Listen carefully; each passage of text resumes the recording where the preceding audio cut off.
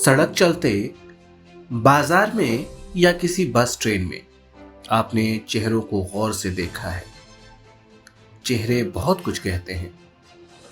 किसी की दमकती हुई शक्ल उसकी खुशहाली बयां करती है, तो किसी का भाव शून्य, किसी ख्याल में खोया चेहरा भी बहुत कुछ बता देता है। हर किसी की नजर नहीं जाती इन चेहरों पर, लेकिन कुछ लोग हैं बाकियों की खुशी से खुश, गम से उदास हो जाते हैं।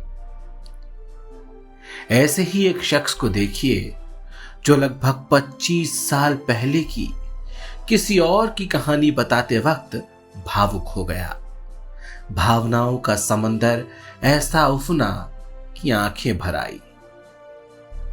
साल था कोई 1997 या 98।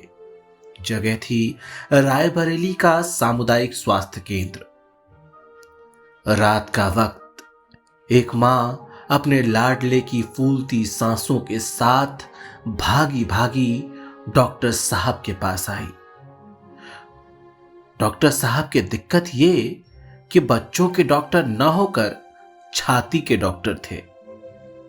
बच्चे के इलाज में देरी होती तो मां की कोख सूनी हो जाती। क्या हुआ उस रात, खुद डॉक्टर साहब बता रहे हैं। मैं एग्जैक्ट सन तो हमें नहीं याद है, लेकिन मुझे जहाँ तक याद है कि ये 98-97 में की घटना है। मैं सामुदायिक स्वास्थ्य केंद्र पर चिकित्सक था और वहाँ पर रात में एक 11 बजे बच्चा आया।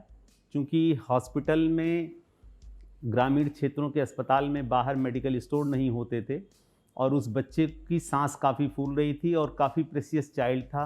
उस की मदर को करीब शादी के 14 साल के बाद बच्चा हुआ था और 8 माह का बच्चा था। उसकी सांस फूल रही थी, निमोनिया था और वो किसी भी हालत पर ठीक होने की उसमें नहीं था और उसके परिजन भी कुछ इस तरह से, उनकी आर्थिक स्थिति नहीं थी।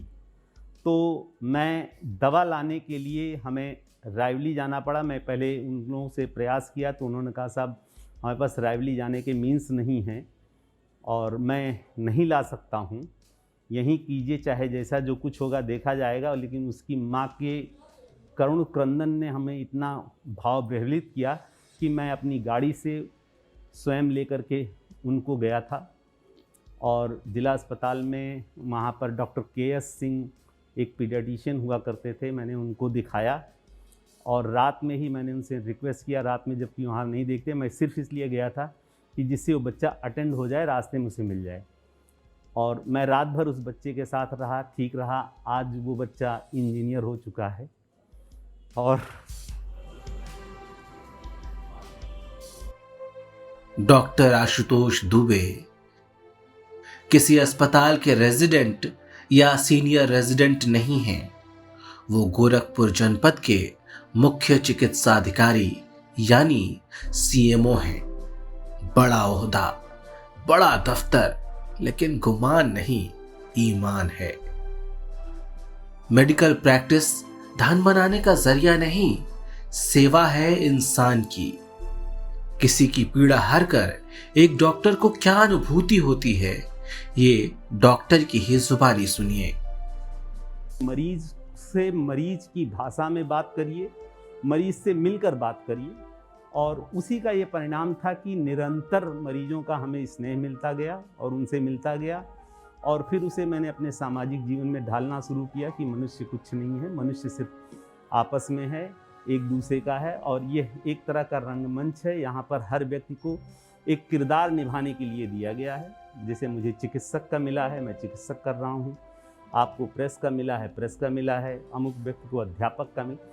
तो कोई किसी से कोई वो नहीं है, किसी में किसी प्रकार का गुण है।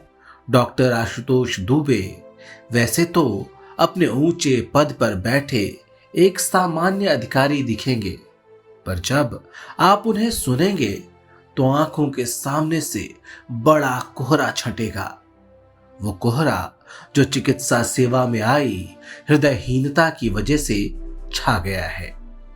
इलाज गरीबों के बस की बात नहीं रह गई है, पर डॉक्टर आशुतोष जैसे लोग मिलेंगे ना तो भरोसा बंधेगा।